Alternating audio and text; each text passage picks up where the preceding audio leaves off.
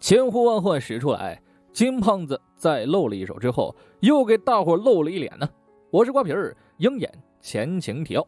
与运动服帮的恩怨未了，以神秘人出现，更上情况愈演愈烈。三方势力混战下，他真身显露，正是为解寻仇的叶莲娜。但局中人没有一个认出了他。见事态如此危急，巴顿不得不将凯特轰离身边。在当日联手瓦解红房子之后，娜塔莎将解放同胞的任务交给了妹妹。于是叶莲娜踏上了拯救寡妇的路，依靠手里的中和剂唤醒那些无辜女孩。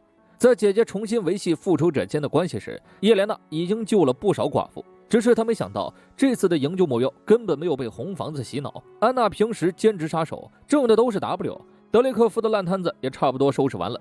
到时候叶莲娜会去找姐姐一起隐居生活。这时灭霸突如其来的响指，让宇宙一半的生灵朔灭。叶莲娜也是其一，对她来说只过了几秒，对活着的人来说却已经是5年。这个星球上早就没有了她朝思暮想的姐姐。直到瓦伦提娜带来了鹰眼的照片，她既是任务目标，也是害死娜塔莎的凶手，最终驱使叶莲娜踏上了复仇的道路。被逐出师门的凯特垂头丧气地回了家，见女儿满脸的伤口，艾莉诺连责备的心思都没有了。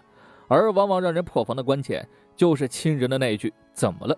艾莉诺为女儿处理伤口，耐心地听着她近期的遭遇。因为当妈的艾莉诺比谁都要清楚鹰眼对凯特的重要性，可有时梦想与现实完全颠倒。想起女儿踏上学武这条道路，第一把弓箭还是自己亲手送的，那段记忆让艾莉诺宠溺一笑。她鼓励女儿别泄气，未来依然可以大有作为。见妈妈如此善良，凯特便把雅克与洗钱公司的事说了出来。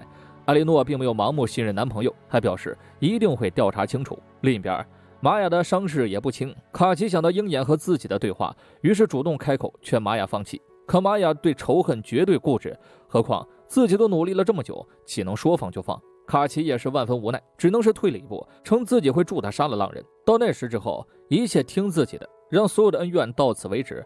玛雅点头答应了。凯特这边回到了公寓，上次火灾的痕迹依然还在。可今晚家里来了不速之客，叶莲娜此番没有任何敌意，甚至煮了一锅通心粉。凯特见状，那是满脸问号。几个小时前要杀了自己的人，现在在给自己做饭。事出反常必有妖，他时刻警惕着对方。 I don't have any weapons on me.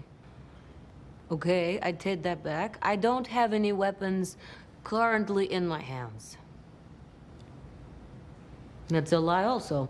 想到人家要杀自己，根本不用等到现在，凯特也就稍微拽了2口吃的。叶莲娜表示自己第一次来美国，想让凯特当个导游，看看当地文化。凯特随口提了几个地方，但随即话锋一转，问起了叶莲娜的来意。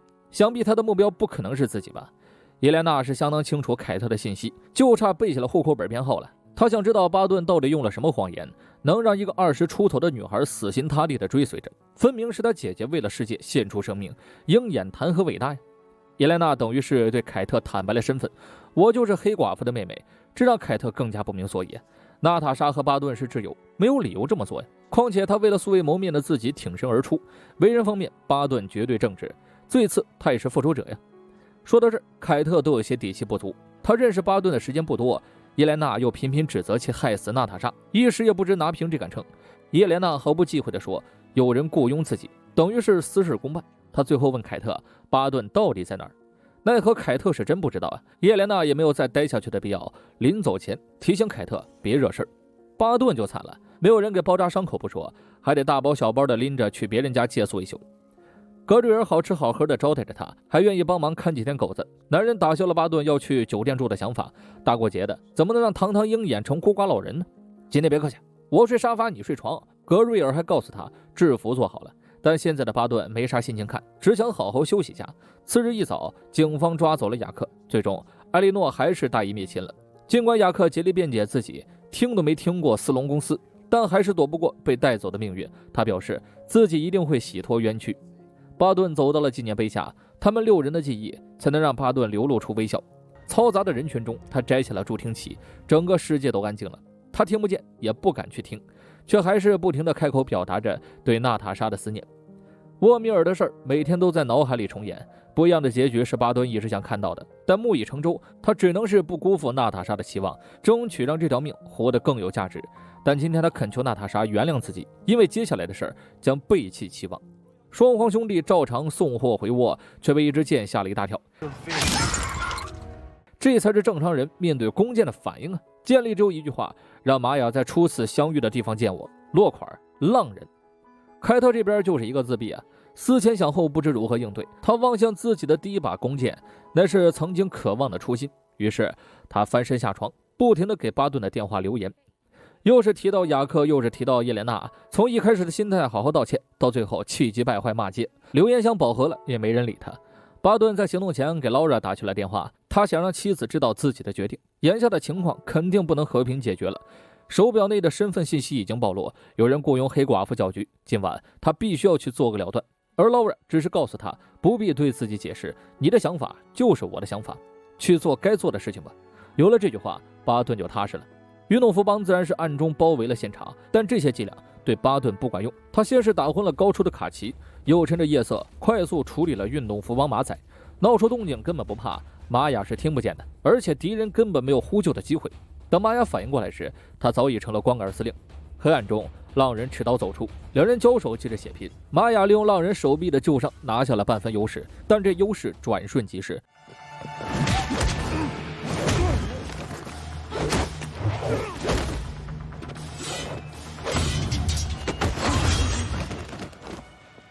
他们的战斗起得快，结束得也快。巴顿摘下面罩，想让玛雅看清自己的脸。玛雅善读唇语，自然能看出巴顿的意思。他这是有恃无恐，让你知道我是谁，让你知道家人是谁，但你就是不能动我们。巴顿直言玛雅被利用了。他父亲遇害的当晚，巴顿是收到情报才来的，而这情报就来自玛雅口中的叔叔，买通了其父亲的忠实部下来安排这次事故。玛雅没听完就怒了，他趁巴顿不备夺过佩刀，却在扎下去之前被一支箭阻止了。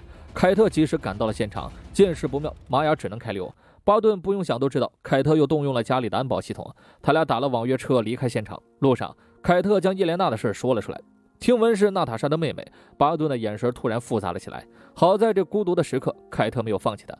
玛雅虽然没有全信了巴顿的话，对方口中的忠实部下只有可能是卡奇。